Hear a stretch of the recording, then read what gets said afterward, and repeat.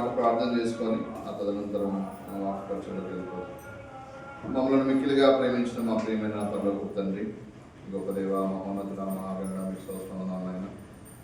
గడిచిన ఆరాధన సమయం అంతా కూడా మీకు అంచా మీ కాపుదలు మాకు ఉంచి ఆది అంతా మీరే నడిపించినందుకే మీకు స్తోత్రములు. మా ప్రభువా, మీరు చేసిన మేలు బట్టి ఆది అంతా మీరే ఉన్నారు. చక్కటి వాక్యాన్ని మాకు అందించారు. మీ శరీరకు సాదృశ్యంగా రొట్టెలోను రసంలోను ఆయన మేము పాలు పంచుకున్నాం. ముందున్న సమయాన్ని కూడా మీకు అప్పచెప్తున్నాం. చేరొచ్చిన ముక్కండి, దీవించండి. ఇదిగా ఉన్న సమయానంతా నేను కూడా దాసుడు ఒట్టివాడు, అల్పుడు, దుమ్ముదుడితో సమానమైనవాడు, అటు వాడిని మీరు జ్ఞాపకం చేసుకోండి. ఇదిగోనైనా ఏదైతే మీరు మాట్లాడాలనుకున్నారో వాక్య రూపంగా మీరు మాకు అందించండి. నేను వినే చెవులకునైనా భరించే అనుగ్రహాన్ని అందించమని, చిన్న వాక్యాలను నేను చదువుకోలేకున్నాను జీవించుకున్నాను. ముందు ముందుకొని ఇదిగోనైనా చివరి వరకు ఉంచుకొని మా రక్షకుడు మా మోక్షకుడు యేసుక్రీస్తు ఘనమైన వాడు వేడుకుంటున్నాం మా తండ్రి. మనమందరం కూడా మన వాక్య భాగంలో నుంచి కొరింథీయులకు రాసినటువంటి పత్రిక, కొరింథీయులకు రాసినటువంటి పత్రిక వచ్చి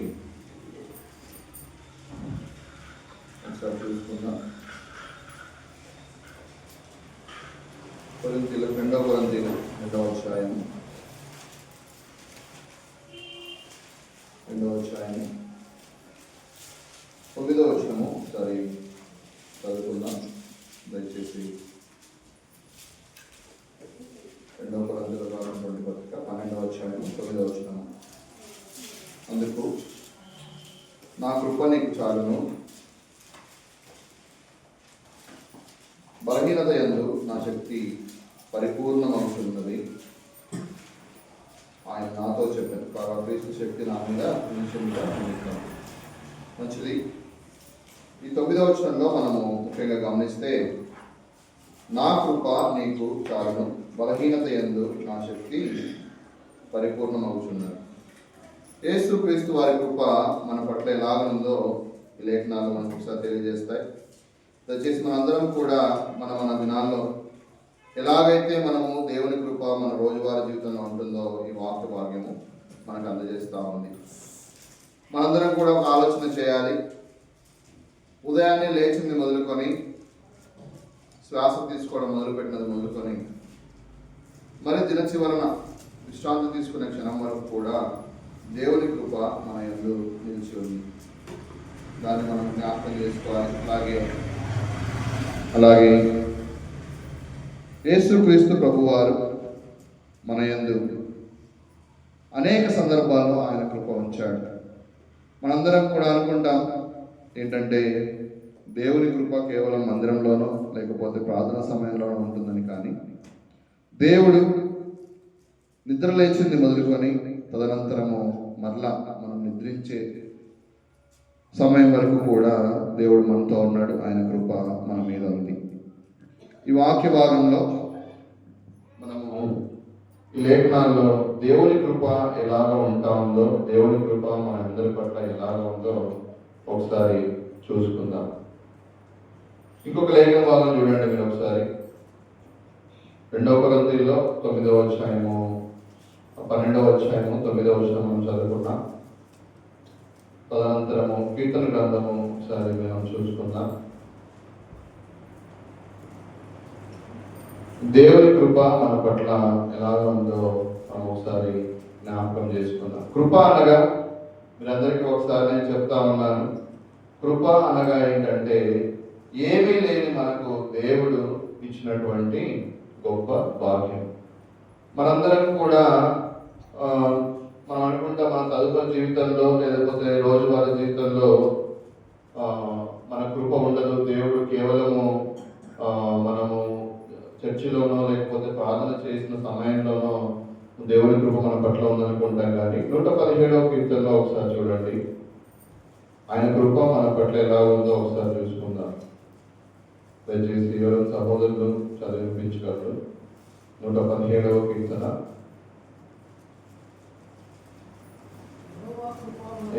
యెహోవా కృప మన ఎడల హెచ్చుగానున్నది. ఎలా ఉందంటే ఆయన కృప మన ఎడల హెచ్చుగానున్నది. సో మనందరం కూడా దేవుని కృప మన పట్ల అనేక సందర్భాల్లో హెచ్చుగా ఉన్నది.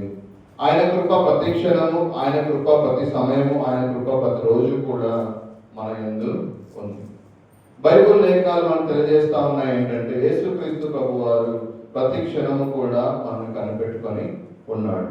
యేసుక్రీస్తు వారు మన అనునిత్యము కూడా మనల్ని అన్నింటినీ కూడా కాపాడుతూ ఉన్నాడు. ఆయన కృప మన ఎడల హెచ్చుగా ఉన్నది. మనం బలహీనంగా ఉన్నప్పుడు ఆయన మనకు కృప చేత బలాన్ని ఇస్తాడు. మనం కష్టాల్లో ఉన్నప్పుడు ఆయన మనకు ఓదార్పునిస్తాడు. మనం బాధల్లో ఉన్నప్పుడు ఆయన మనకు సంతోష రూపంలో ఆయన కృప మనకు తెలియజేస్తాడు. దేవుని యొక్క కృప మన యందు చాలా బహుగా ఉన్నది అని ఈ వాక్యం మనకు సెలవిస్తాము. యెహోవా కృప మన ఎడల హెచ్చుగా ఉన్నది, ఆయన విశ్వాస్యత నిరంతరము నిలుచును. కాబట్టి సమస్త అన్ని జనులారా యెహోవాను స్తుతించు. ఆయనను స్తుతించే వారికి, ఆయనను ప్రేమించే వారికి, ఆయన పట్ల నమ్మకున్న వారికి ఎల్లప్పుడూ కూడా దేవుని కృప తోడుగా ఉంటుంది. ఆయన కృప ప్రతినిత్యము కూడా మన వెంట ఉంటుంది. మన రోజువారీ జీవితంలో మనం చేసే ప్రతి పనిలో కూడా ఆయన కృప మనం తోడుగా ఉంటుంది. కాబట్టి మనందరం కూడా గమనించవలసిన విషయం ఏమిటనగా దేవుని కృప మన పట్ల ఎలాగ ఉందో మనం ఒకసారి నెమరు వేసుకోవాలి. మన జీవితాల్లో ఉదయాన్నే లేచింది మొదలుగా మన పనుల్లో, మన క్రియల్లో, మనం చేసే ప్రతి దాంట్లో కూడా దేవుని కృప మన పైన హెచ్చుగా ఉన్నది. యోబుకు దేవుడు కృపను దయచేశాడు, దానియేలుకు కృపను దయచేశాడు. బైబిల్లో అనేక మంది భక్తులకు దేవుడు ఏం చేశాడంటే ఆయన కృపను హెచ్చుగా ఉంచాడు. ఆయన కృపను మిక్కిలి ప్రేమగా ఉంచాడు. ఆయన కృపను వారి పట్ల మిక్కిలిగా ఆయన ఇచ్చాడు. కాబట్టి మనందరం కూడా దేవుని కృపను నెమరు వేసుకోవాలి.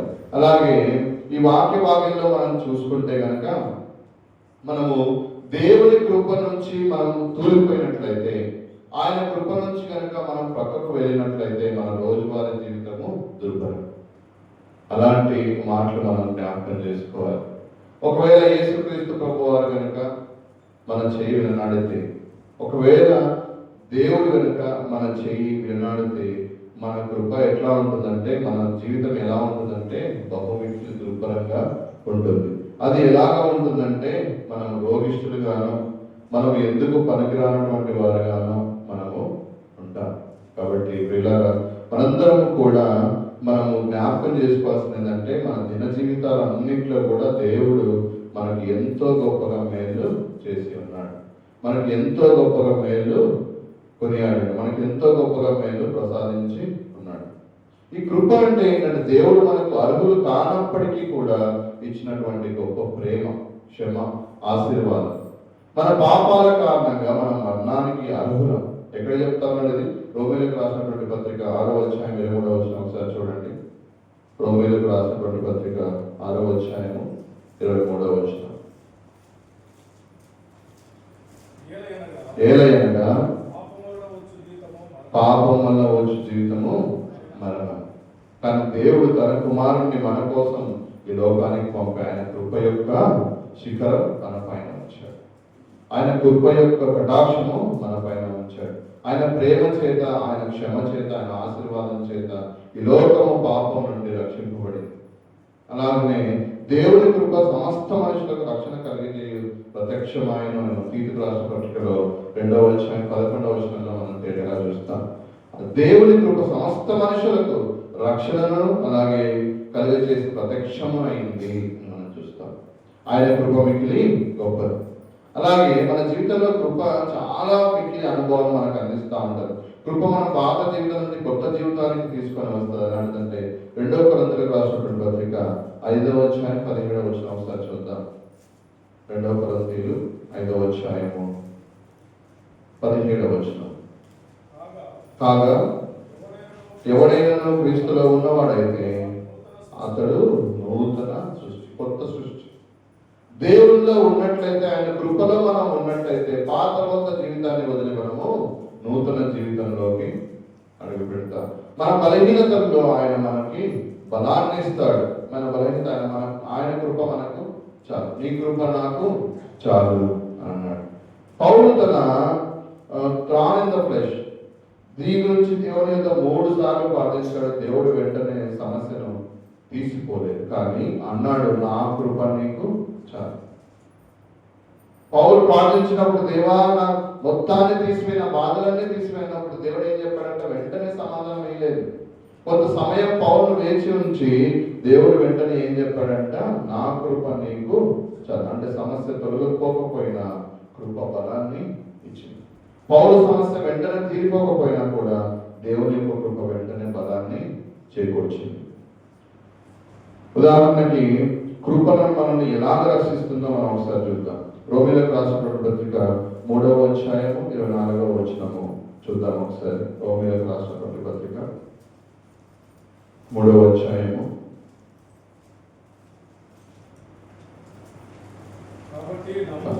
కాబట్టి నమ్మువాడు ఆయన కృప చేతనే క్రీస్తు యేసునందలి విమోచనము ద్వారా ఉచితంగా నీతిమంతులని తీర్చబడుతుంది. మంచిది. చూడండి, ఇక్కడ ఏం చెప్తాను, కృప చేతనే, ఆయన కృప చేతనే మనము నీతిమంతులుగా తీర్చబడతాం. దేవుని యొక్క కృప చేతనే మన పాపం నుండి విమోచించబడతాం. ఆయన కృప చేతనే మనం పాపము చేత ఉచితముగా, ఏ ఖర్చు లేకుండా ఉచితముగానే నీతిమంతులుగా మనము తీర్చబడతాం. కాబట్టి పిల్లగా మనందరం గుర్తుపెట్టుకోవాల్సిందంటే మన జీవితాల్లో దేవుని కృప అనునిత్యము ఉన్నది. నిన్నగాక మనం చూసాం కదండి, ఏమైంది, చిన్నటేకుడు దగ్గర బస్సు కాలిపోయింది. ఎంతమంది చనిపోయారండి? నిద్రలో ఉన్నటువంటి నిద్రలో వారు 40 మంది దాకా ప్రాణాలు విడిచారు. వారికి తెలియదు వారు చనిపోతారని. దేవుని కృప ఉంది కాబట్టి మనం ఇంకా సజీవులుగా ఉన్నాం. కేవలం యాక్సిడెంట్లో లేకపోతే ప్రాణాలు కాదు, కానీ దేవుని కృప మన దగ్గర ఉంది కాబట్టి ఈరోజు మనం మందిరంలో కూర్చున్నాం. ఈరోజు మనం సజీవుల లెక్కలో ఉన్నాం. ఈరోజు మనము మంచి తిండి తింటా ఉన్నాం. ఈరోజు మనము అందరికంటే మిక్కిలి మంచి జీవితం గడుపుతా ఉన్నాం. కాబట్టి పిల్లలు, దేవుని కృప మన యందు ఖచ్చితంగా ఉండాలి. ఆయన కృప లేదేమో, కొన్ని మనం ప్రార్థన చేసినా సమాధానం దొరకలేదు అనుకుంటాం, కానీ పౌలుకు కూడా సమాధానం దొరకలేదు. అయినప్పటికీ ఆయన కృప, నా కృప నీకు చాలు అన్నప్పుడు పౌలుకి ఏమైందంటే బలాన్ని చేకూర్చింది. అలాగే మన కష్టాల్లో కూడా దేవుని కృప మనం ఏం చేస్తుంది, బలహీన సమయాల్లో బలాన్ని ఇస్తుంది, దుఃఖ సమయాల్లో మనకు ఓదార్పునిస్తుంది, ఇదిగో బాధకరమైనటువంటి సమయాల్లో మనకి సంతోషాన్ని కలుగజేస్తుంది. ప్రస్తుత కాలంలో దేవుని కృప చాలా చాలా చాలా చాలా అవసరం. ఎలాగంటే చివరి దినములో ప్రమాదకరమైన కాలం వస్తాయి. తిమోతి రాసిన 2వ తిమోతి రాసిన పత్రికలో 3వ అధ్యాయం నుంచి 1 నుంచి 5 వచనాలు మనం చూసుకుంటే ఉంటే, చివరి దినములలో ప్రమాదకరమైన కాలములు వస్తాయి అని తెలియజెప్పాడు. చివరి దినాలు మనం ఎక్కడ ఉన్నామండి? చివరి దినాల్లో మనం బ్రతుకుతా ఉన్నాం. ఈ చివరి దినాల్లో అనేక కష్టాలు మనకు రాబోతున్నాయి. ఈ దినాల్లో దేవుని యొక్క కృప మనకు చాలా చాలా మిక్కిలి అవసరం. ఈ చివరి దినాల్లో ఏమేమి ఉన్నాయంటే, ఏమేమి చూస్తా ఉన్నాం? యుద్ధాలు చూస్తా ఉన్నాం. ఇదిగో రాజ్యాలు పోతా ఉన్నాయి, రాజ్యంలోని రాజ్యాలే కొట్లాడుతూ ఉన్నాయి. అలాగే మనం యుద్ధం యొక్క పరిస్థితులు చూస్తాం. అనేక మంది అమాయకులు ప్రాణాలు కోల్పోతా ఉన్నారు.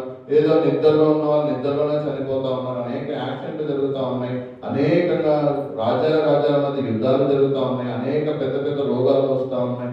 COVID-19 పోయిందనుకుంటే మళ్ళీ ఇన్ఫ్లుయెంజా వైరస్ వచ్చింది, చైనా దేశాన్ని మళ్ళా నాశనం చేసింది. అలాగే టోర్నడోలు, సునామీలు, భూకంపాలు, అనేక రకాలుగా ఈ లోకంలో దేవుని 2వ రాకడ సూచనలు మనకు సూచిస్తూ ఉన్నాయి. ఈ రోజుల్లో మనకు దేవుని కృప చాలా చాలా అధికముగా అవసరం. దేవుని కృప కనుక మనకి ఈ రోజుల్లో లేకపోతే మనం ఎలా ఉంటామంటే యుద్ధాల పాలైపోతాం, ప్రమాదాల పాలైపోతాం, అశాంతికి గురవుతాం. ఇవన్నీ మనకు ఏం చేస్తా ఉన్నాయి? దేవుని కృపను గుర్తు చేస్తా ఉన్నాయి. ఇవన్నీ కూడా మనం దేవుని కృపలోనే ఉన్నామా లేదా తెలియజెప్తా ఉన్నాయి. దయచేసి మనందరం కూడా ఒక మాట జ్ఞాపకం చేసుకోవాలి ఏంటంటే, ఈ చివరి దినాల్లో మీరు నేను సజీవ లెక్కలో ఉన్నా, మీరు నేను మంచి తిండి తింటా ఉన్నా, మీరు నేను నీడ చాటునా ఉన్నా, మీరు నేను ఒక సంఘంలో ఉన్నా, మీరు నేను మనం ఇంకా బ్రతికే ఉన్నామంటే ఆయన కృప మన పట్ల ఉంది. కాబట్టి అనేక ప్రమాదాలు, అనేక అశాంతులు, అనేక బాధలు, దుఃఖాలు ఈ దినాల్లో ఇంకా దేవుడు మన పట్ల కొంత ప్రేమ చూపిస్తా ఉన్నాడంటే ఆయన కృప మన పట్ల ఉందని. కృప మనకు దేవుని రాజ్యంలో ప్రవేశించేలాగా చేస్తా ఉంది. యోహాను సువార్త 14వ అధ్యాయము యోహాను సువార్త 14వ అధ్యాయం 2-3 వచనాలు ఒకసారి చూసుకుందాం. యోహాను సువార్త 14వ అధ్యాయము 2-3 వచనాలు. నా తండ్రి ఇంట అనేక నివాసములు కలవు, లేని యెడల నీతో చెప్పుదును, మీకు స్థలము సిద్ధపరచబడెను. నేను వెళ్ళి మీకు స్థలం సిద్ధపరచిన యెడల నేనుండు స్థలంలో మీరు ఉండులాగున నా యొద్ద ఉండుటకు మిమ్మల్ని తీసుకొని పోవచ్చాను. మన రక్షణ మొదలు అంతం వరకు కూడా కృపతోనే నడుస్తాం. దేవుని నామంలో ఆయన ఎరిగి, ఇదిగో పాపం నుండి తప్పించుకొని, ఇదిగో నీటి బాప్తిస్మము తీసుకొని రక్షణ పొందినది మొదలుకొని చివరి దినం వరకు కూడా మనం ఏం చేస్తామంట? ఆయన కృప చేతనే నడిపించబడతాం. ఆయన కృప చేతనే ఇందాక చదువుకున్న లేఖనాల్లో ఏమంటే మనకు ఒక స్థలము సిద్ధపరచబడింది. ఆ స్థలానికి మనము తీసుకొని పోబడతాం. యేసుక్రీస్తు వారు శిలోమానంపై ఉన్నప్పుడు పక్కన ఎవరున్నారండి? దొంగ. చివరి క్షణాన ఇదిగో ఇంకా సేపట్లో ప్రాణం పోతుందన్నప్పుడు ఆ దొంగ ఏం చేశాడు? ఇదిగో ప్రభువా, ఇదిగో నువ్వు వెళ్ళిన తర్వాత నన్ను జ్ఞాపకం చేసుకో అని చెప్పాడు. వెంటనే యేసుక్రీస్తు వారు ఏం సమాధానం చెప్పాడు? విశ్వాసి, ఇదిగో నాతో కూడా ఈ రోజు నువ్వు పరదేశంలో ఉంటావు. చివరి క్షణాన దొంగ పైన దేవుడు ఏం చూపించాడంట? కృప. ఆయన కృప చేతనే ఆ దొంగ కూడా యేసుక్రీస్తు ద్వారా పరలోక రాజ్యానికి ఎత్తబడ్డాడు. అలాగనే మనము కూడా రక్షించింది మొదలుకొని చివరి దినం వరకు ఆయన కృప చేతనే నడుస్తాము. అలాగే కృప మన భూమి మీద నుంచి ఇదిగో పరలోక రాజ్యానికి తీసుకొని కొరుగుతుంది. అలాగే పరలోకంలో మనకంటూ ఓ స్థలాన్ని సిద్ధపరిచి దేవుడు మనల్ని ఎత్తుకొని పోతాడు అని చెప్తాము. కృప కృప ఎల్లప్పుడూ కూడా దేవుని కృప మనకై ఉండాలి. కృప మనల్ని రక్షిస్తుంది, కృప మనల్ని ఆదరిస్తుంది, కృప మనల్ని బలహీన సమయాల్లో బలపరుస్తుంది, కృప మనల్ని అనేక రకాలుగా ఓదారుస్తుంది, కృప మనల్ని కటాక్షముగా రక్షిస్తుంది, కృప మనకి సంతోషాన్ని కలుగజేస్తుంది. దేవుడి యొక్క కృప వెంటనే రాకపోయినా కూడా కాలానుగుణంగా నీకు ఎప్పుడైతే దేవుడు నీకు సంతోషాన్ని కలిగించాలో, ఎప్పుడైతే దేవుడు నీకు సమాధానం కలిగించాలో, ఎప్పుడైతే దేవుడు నీకు ఓదార్పు కలిగించాలో ఆ సమయంలో దేవుడి కృప హెచ్చుగా ఉన్నదంట మన మీద.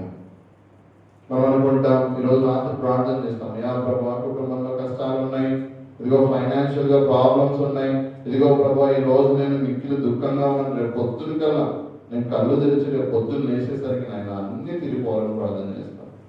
దేవుడు అంటా ఉన్నాడంట, అమ్మయ్య వేచి ఉండు, నా కృప నీ మీద హెచ్చుగా ఉన్నది, ఆ కృప నేను నీకు ఇచ్చే వరకు నిరీక్షణ కలిగి ఉండు, వేచి ఉండు, సమాధానం కలిగి ఉండు అని దేవుడు చెబుతా ఉన్నాడు.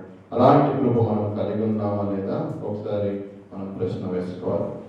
దేవుని కృప కనుక మనకు లేకపోతే తస్మాత్ జాగ్రత్త, ఈ రోజే మనము ప్రాణం కోల్పోవచ్చు, ఈ రోజే మనం ఊపిరి వదిలేసేయచ్చు, ఈ రోజే మనం ఈ లోకాన్ని విడిచి వెళ్ళిపోవచ్చు, ఈ రోజే మనం మిక్కిలి రోగం పాలైపోవచ్చు, ఈ రోజే మనం మిక్కిలి దుఃఖం పాలైపోవచ్చు, ఈ రోజే మనం మిక్కిలి బాధ కలిగిపోవచ్చు. కాబట్టి పిల్లలు మనందరి పక్షాన దేవుడి కృప అనునిత్యము కూడా వెంటాడుతాము. ఈ లోకంలో మిక్కిలి శ్రమ పొందేవారు ఎవరంట?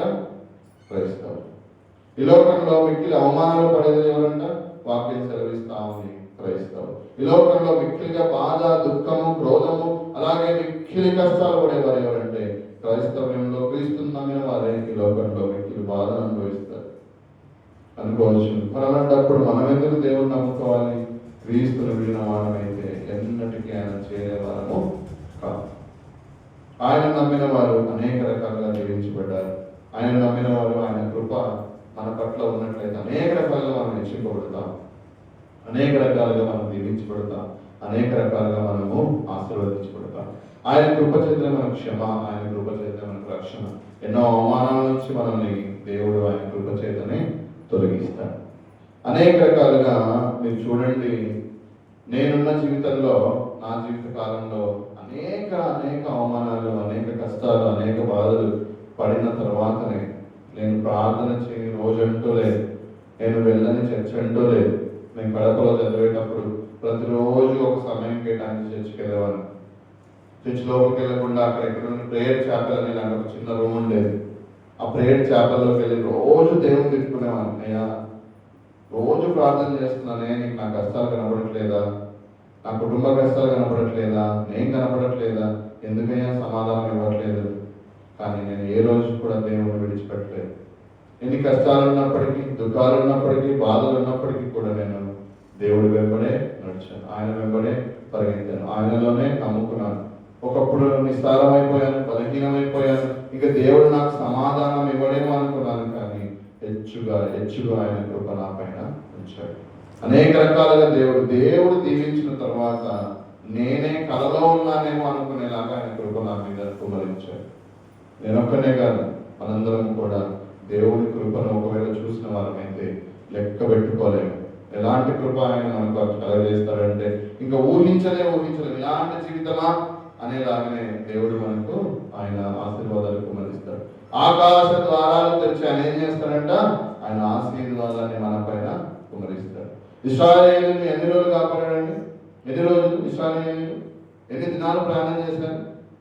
ఎన్ని దినాలండి? 40 సంవత్సరాలు. 40 రోజులుగా.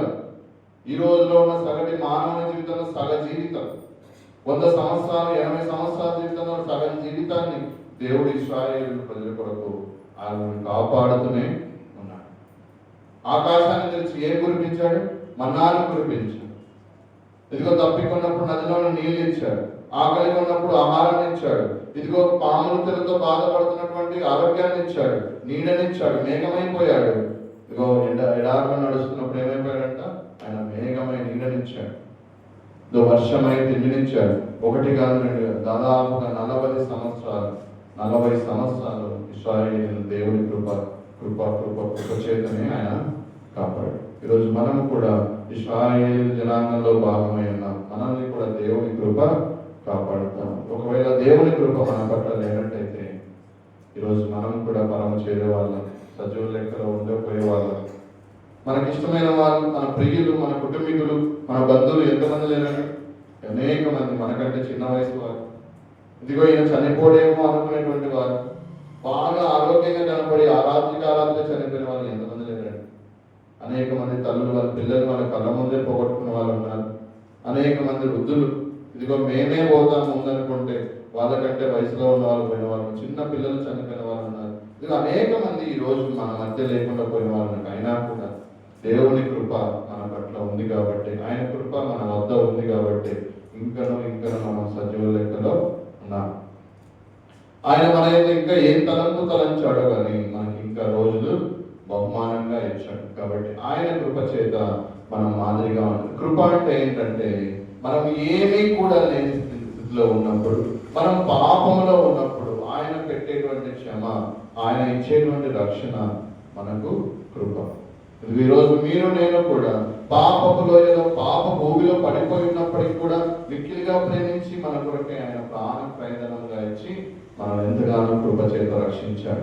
ఆ కృపను మనం మాదిరిగా వాడుకుంటున్నామా లేదా అన్నది కూడా దేవుడు గమనిస్తా ఉన్నాడు. మాదిరిగా వాడుకోవడం అంటే ఏంటంటే, ఆయన కృప మనం నివసించే రోజుల్లో కూడా మన మాదిరి కూడా ఇతరులకు, ఇదిగో దేవుని ప్రేమ ఇలా ఉంటుంది అని చూపించే వారంగా ఉండాలి. మన జీవన విధానం దేవుని ప్రేమ ఇలా ఉంటుందని చూపించే విధంగా ఉండాలి. సాటి మనిషిని ప్రేమించే విధంగా ఉండాలి. సాటి మనిషికి సహాయం చేసే విధంగా ఉండాలి. దేవుని ప్రేమ మనకు కలిగి ఉండాలి. ఆయన కృప మనం వెంబడి ఉన్నట్లయితే ఆయనను పోలి మనం నడుచుకోవాలి. యేసుక్రీస్తు వారు ఆయన కృప మన పట్ల ఉంచినప్పుడు ఏం చేస్తారంట అంటే, ఆయనను పోలి మనం నడుచుకుంటున్నామా లేదా అని మన నుండి గమనిస్తా ఉంటాడు. ఆయనను పోలి అంటే ఏంటంటే, ఆయన ఇతరుల పట్ల చూపించిన ప్రేమ, ఆయన ఇతరుల పట్ల చూపించిన సహాయం, ఆయన ఇతరుల పట్ల చూపించినటువంటి జాలి, ఆయన ఇతరుల పట్ల చూపించినటువంటి క్షమాగుణం, ఆయన ఇతరుల పట్ల చూపించినటువంటి మిక్కిలి ప్రేమను మనం ఇతరుల పైన చూపిస్తున్నామా లేదా అనేది ఆయన కృప మనల్ని ప్రశ్న వేస్తాం. ఆయన కృప అనేక రోజుల్లో, అనేక సందర్భాల్లో మనకు తోడుగా ఉంటుంది. గొప్ప భక్తులు చెప్తారు ఏంటంటే, ఊపిరి తీసింది మొదలుకొని తుది శ్వాస విడిసే వరకు కూడా దేవుని కృప మన యందు ఉంది. ఊపిరి ఎప్పుడు తీసుకోవడం మొదలు పెడతామండి? తల్లి గర్భంలో నుంచి బయటకు వచ్చిన మరుక్షణం మొదలుకొని మన ఆయుష్ దీర్ఘాయుష్ కాలం అంతా నిండిపోయి మట్టిలోకి పోయే రోజు వరకు కూడా ఆ ఊపిరి ఉన్నంత కాలం కూడా దేవుని కృప మన వెంబడి ఉంది. మరయ్యా, దేవుని నమ్ముకున్న వారి పట్లే కృప ఉందా, నమ్ముకున్న వారి పట్ల కృప లేదా అంటే, ఇక లోకంలో నివసించే సంచరించే ప్రతి జాతి పైన దేవుని కృప ఉంది. ఆయన కృప ఉంది కాబట్టి ఇంకా ఇంకా ఇంకా ఇంకా మారుతారేమో, ఇంకా మారు మనసు పొందుతారేమో, ఇంకా కొంచెం చేంజ్ అవుతారేమో అని ఆయన చూస్తా ఉన్నాడు. అయినప్పటికీ కూడా అనేకులు లోకంలో దేవునికి వ్యతిరేకంగా జీవిస్తా ఉన్నారు. దేవుణ్ణి నమ్ముకొని దేవుని స్వీకరించిన తర్వాత కూడా దేవునికి వ్యతిరేకంగా జీవిస్తూ ఉన్నారు. ఆయన మాటను పక్కన పెడతా ఉన్నారు, ఆయన క్రియల్ని పక్కన పెడతా ఉన్నారు.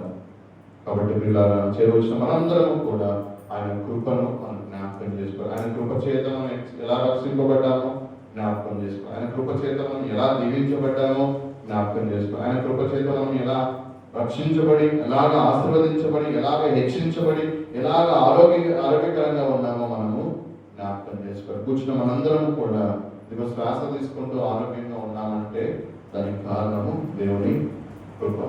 చూడండి పిల్లలు, నా జీవితంలో డాక్టర్ కాబట్టి నా చేతుల్లో ప్రాణాలు ఉంటాయి. ఒక చిన్న పొరపాటు చేసినా కూడా శ్వాస ఆగిపోతుంది. కానీ దేవుడు ఇన్నేళ్ళలో ఎప్పుడు కూడా ఆయన కృపను తీసివేయలేదు.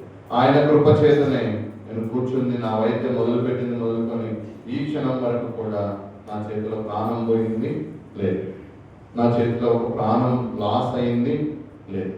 కోవిడ్ టైంలో ఈ చేతుల మీద చనిపోయిన వాళ్ళు ఉన్నారు, కానీ ఎప్పుడు కూడా వైద్యం చేసిన తర్వాత ప్రాణం పోయింది లేదు. దేవుని కృప హెచ్చింపబడి హెచ్చుగా ఉంచాడు నా మీద.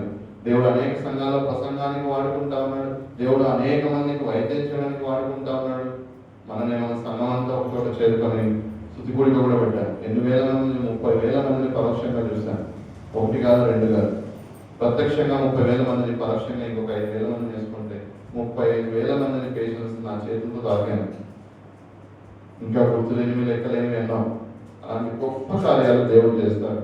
నిలబడినటువంటి ఎనోషు ఒకప్పుడు వట్టివాడు, అల్పుడు, ఏమీ లేనటువంటి వాడు, అసలు ఏమీ కూడా బైబుల్ నాలెడ్జ్ కూడా కాస్త కూస్త తెలియనటువంటి వాడు. సండే స్కూల్కి వెళ్తాం, పాటలు పాడతాం, బైబుల్ చదువుతాం, వస్తాం, కానీ బైబుల్ జ్ఞానం లేదు.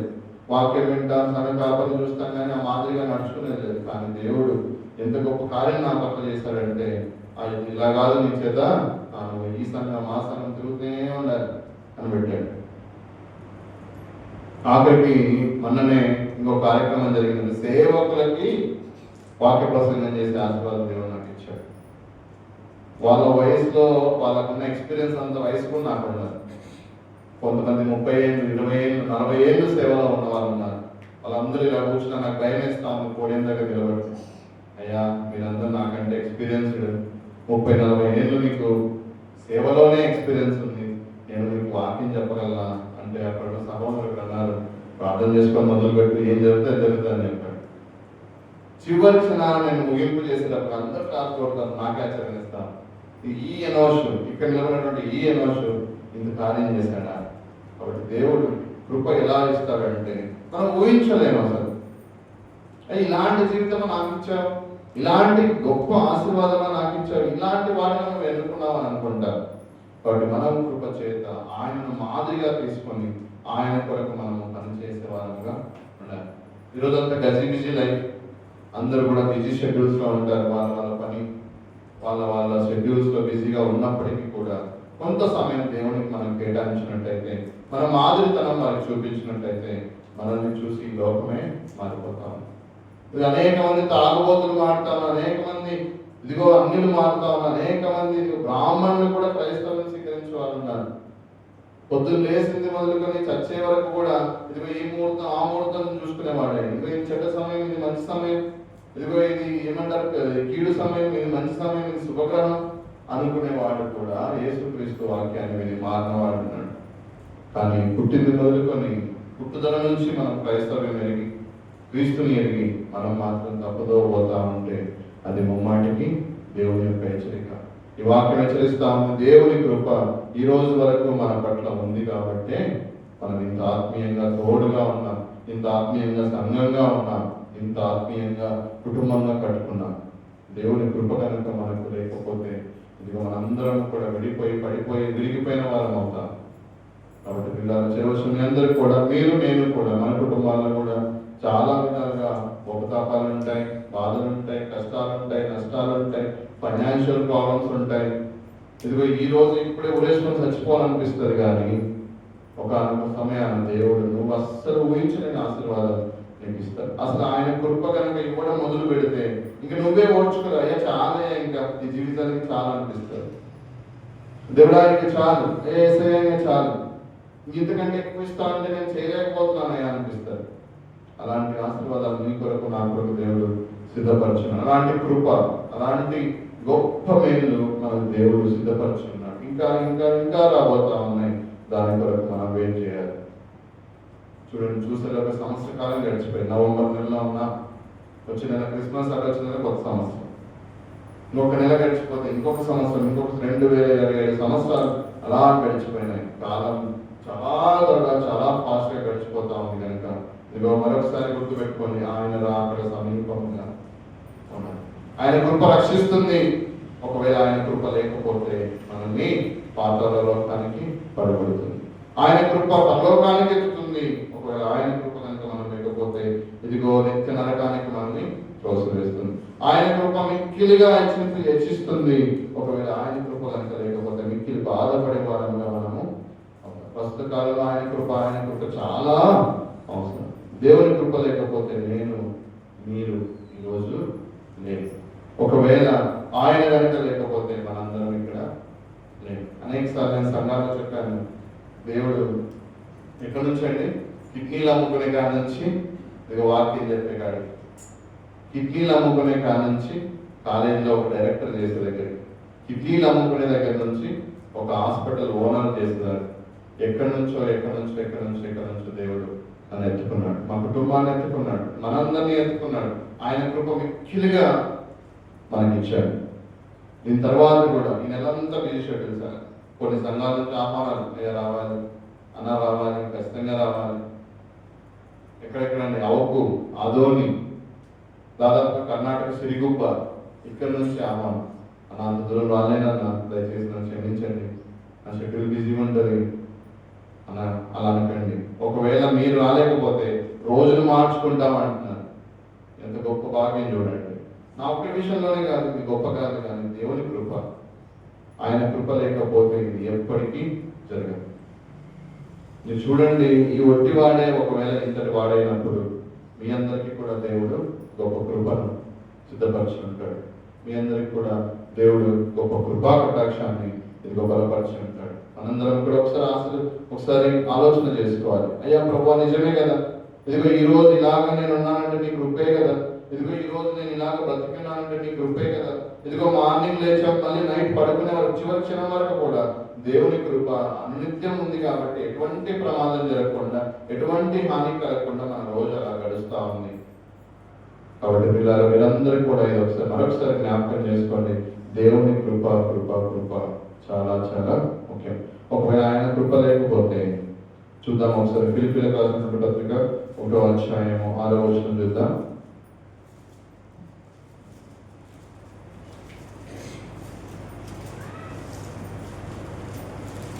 ఫిలిప్పీలకు రాసినటువంటి పత్రిక 1వ అధ్యాయము 1వ అధ్యాయము 6వ వచనం ఒకసారి చూద్దాం.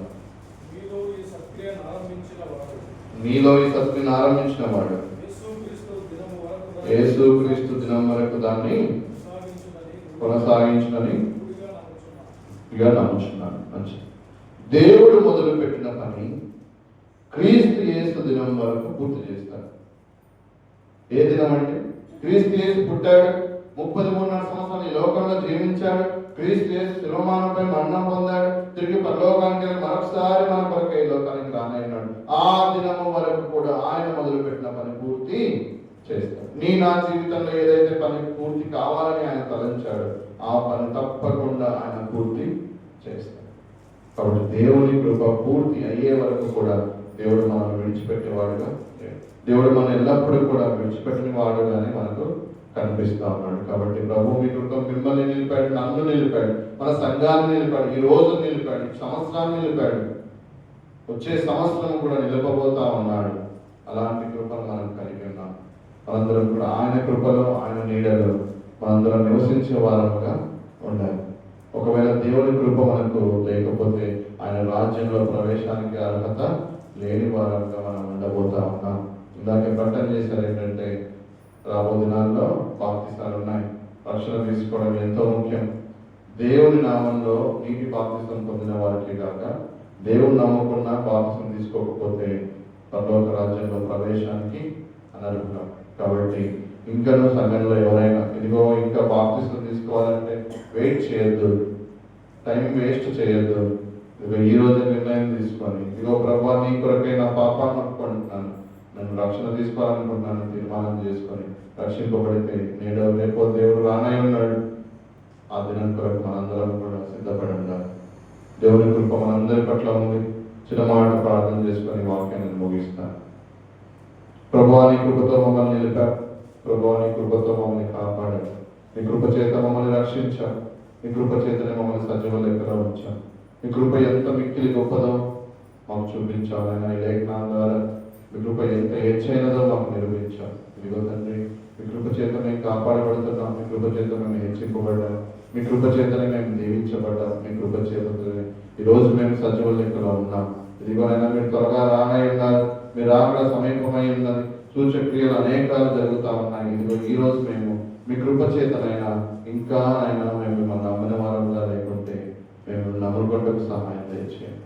ఇదిగోనైనా మీరు ఆకడ సమీపంగా ఉన్నది. మీరు ఆకడ సమయంలో ఇదిగోనైనా మీరు ఎత్తు దినం వరకు మేము సిద్ధపడేలాగా సహాయం దయచేయండి.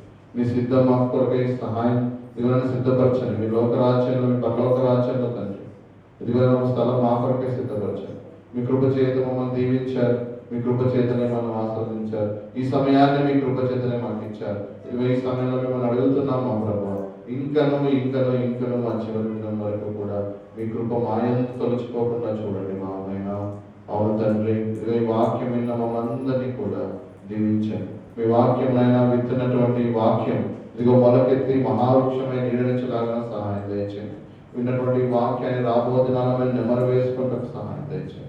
ఇదిగో మీ కృపను మరొకసారి మా పైన చూపించండి. మీ కృపను ఇది మొదలుకొని ఆది అంతమంతా కూడా మా కొరకై ఉంచండి. ఇదిగోనైనా మీ కృప చేత ఆశీర్వదింపబడ్డ మేము ఈ కొద్దిపాటి వాక్యాన్ని దీవించమని రానున్న సమయాన్ని మీకు అప్పచెప్పుకుంటూ మా మనములు మా రక్షకుడు యేసుక్రీస్తు నామములో అడిగి వేడుకుంటున్నాం మా పరమ తండ్రి. ఆమేన్.